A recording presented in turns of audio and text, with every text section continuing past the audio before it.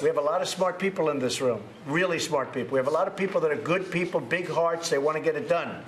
I think almost everybody, I can think of one or two I don't particularly like, but that's okay.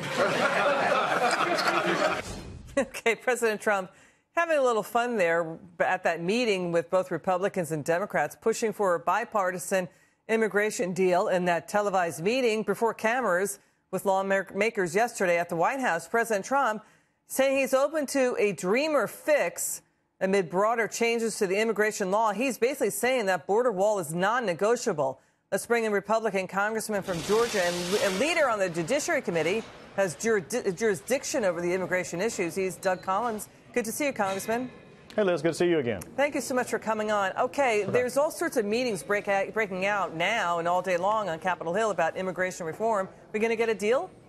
I think we will. I think what you saw yesterday was a classic case of a president being a president. He was in a room, he was in command, and he said, in even the clip that you just ran, he recognizes the talent around the room. That is one thing that this president has done all of his life and his previous career and up until now. He recognizes that people can bring, when they're open and honest about how they want to move in good faith, they have ideas, and I think he's willing to take those ideas. He's willing to set down principles and say, here's where we were going to go, and negotiate within that framework. And I think that's what we're seeing on the Hill right now, and I do believe that we'll get to the deal. The nuts and bolts of any deal. Again, You need 9 Democrats to sign up for, and some conservative Republicans have to get on board too.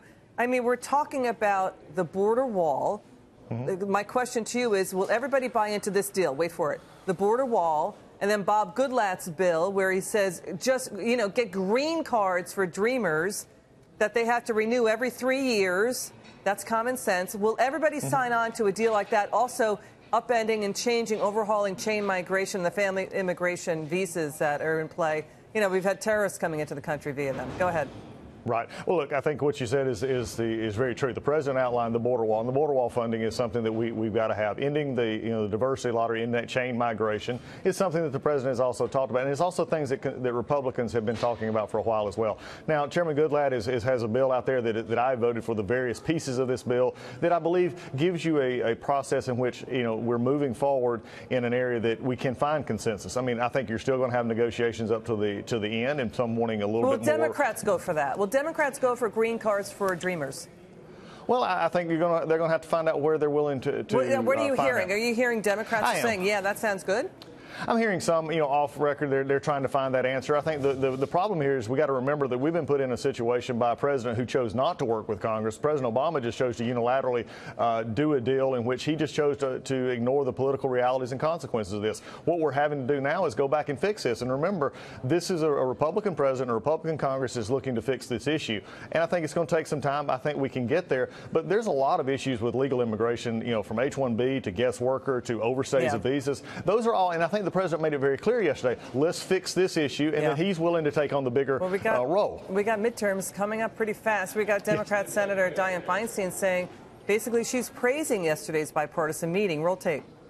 Well, did you find yesterday's meeting at the White House on immigration helpful? Did you learn anything? I actually did find it helpful. What I found helpful was that the president was willing to be helpful and was willing to listen to members and try to put something together which both sides could support. And I think that is helpful. What's your reaction?